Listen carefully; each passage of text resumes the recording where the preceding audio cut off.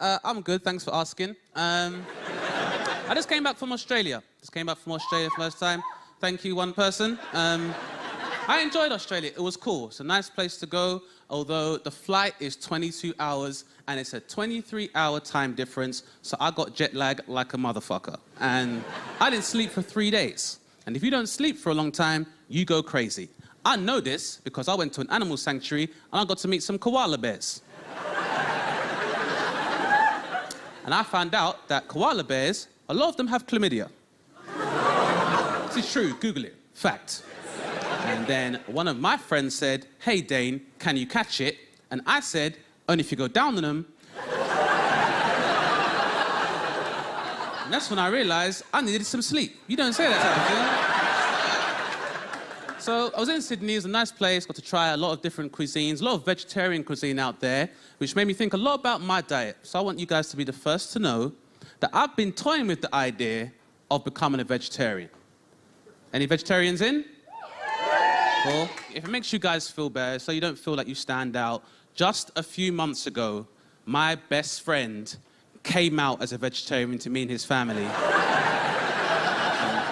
It's crazy, because you think you know somebody your whole life, and then they throw this curveball at you, and then you start thinking back to all the times you're at barbecues and carveries and Nando's, and you realize he was never really into it, you know. A real shocker, you know, but I'll be honest with you guys, I'm not really ready to go the whole way with becoming a vegetarian, but I have been getting a bit more moral about my meat. Like, for example, I don't eat egg and chicken in the same meal. I think it's kind of harsh being like, family reunion, in my mouth. No. So I don't do that. I sat down with my friend and we spoke about his lifestyle change, and he said to me, "Dane, I just got to the point where I can't consume the flesh of an innocent animal for food." And I said, "I understand that. That's a very noble sentiment. But let's say an animal attacks me first and I kill it in self-defense. Could I eat it then?" Like, let's say I'm walking home from this gig and a pig follows me down an alleyway trying to take my virtue. If I kill that pig, could I make bacon from that pig? That sound fair? Okay, let's try another scenario. Let's say I'm lying in bed with my hypothetical wife. Yeah, she hates it when I call her that, but she's not here. Now,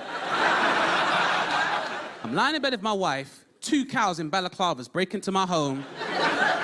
They're looking for jewelry, gadgets, Cravendale. But they want it back. They want that shit back. If I killed those cows, could I make burgers from those cows? That sound fair? Okay, let's try one last scenario, see if you guys are on board with this. I'm lying in bed with a chicken. Just workshopping some stereotypical material. Now, it's just after London Fashion Week, we're doing lines of coke, MDMA, quaffing down champagne like nobody's business. Now, me and this chicken have a heated argument, and the chicken runs into the toilet, and I start firing shots through the toilet door.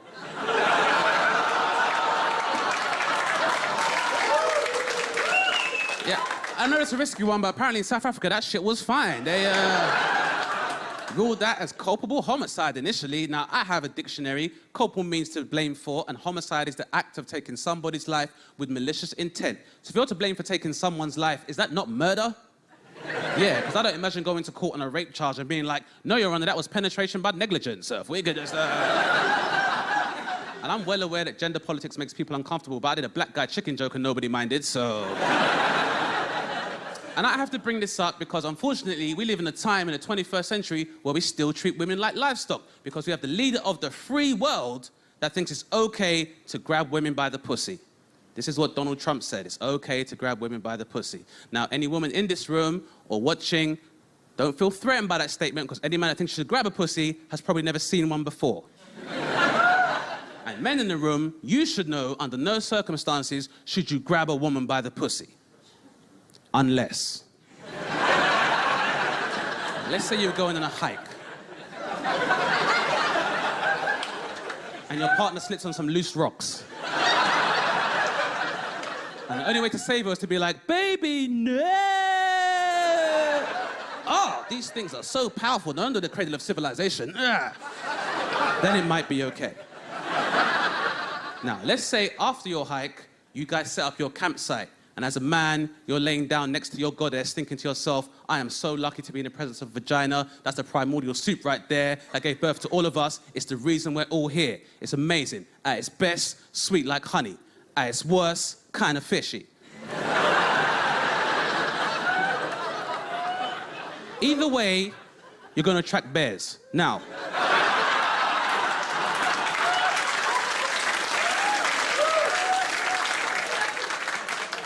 let's say a bear encroaches onto your campsite and attempts to snatch your goddess away. You can snatch it back from his jaws and be like, hey, you might be smarter than an average bear, but that's not your pussy to grab, sir. Then it might be okay.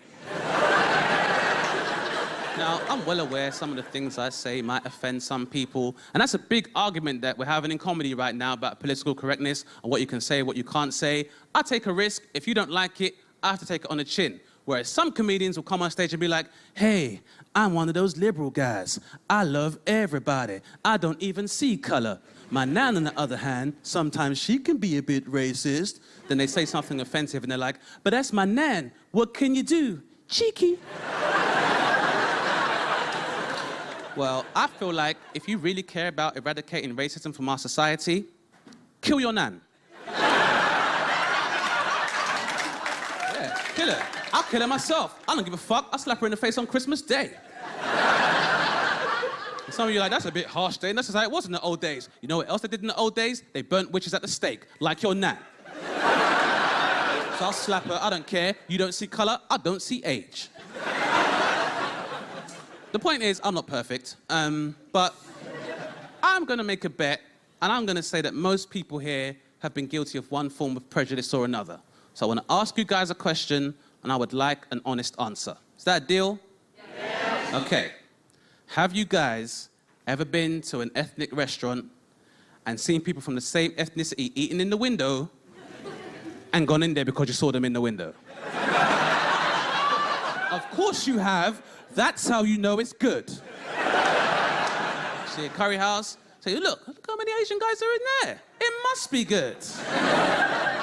Just like in my part of South London, a lot of hipsters walking around, be like, hey, look at this Caribbean takeaway. Look how many Caribbean guys are in the window. Let's come back. I'm not hungry. And I'm just saying, Meredith, there's a lot of carbs in rice and peas, a lot of sodium. I've got diabetes, I don't want to trouble. Exactly, piece of shit just like me. I bring this up because you get a lot of corporations that market cultural products to you, making you think people from that culture enjoy it when it's a lie. So just so you guys are aware, here's a newsflash. Nobody in the Caribbean gives a fuck about Lil. They do not drink Umbongo in the Congo. And probably one of the biggest lies I've ever heard is about Foster's. Whenever you see a Foster's advert, they're always like, drink Foster's. It's the amber nectar. Australians hate that shit. I know this because I offered to buy a pint of Foster's for an Australian comedian, and he said, Dane, that's disgusting. I'd rather suck a koala's dick. And if you guys have learned nothing else from this set, why should we not suck a koala's dick? Is it chlamydia? It's because they're koala bears.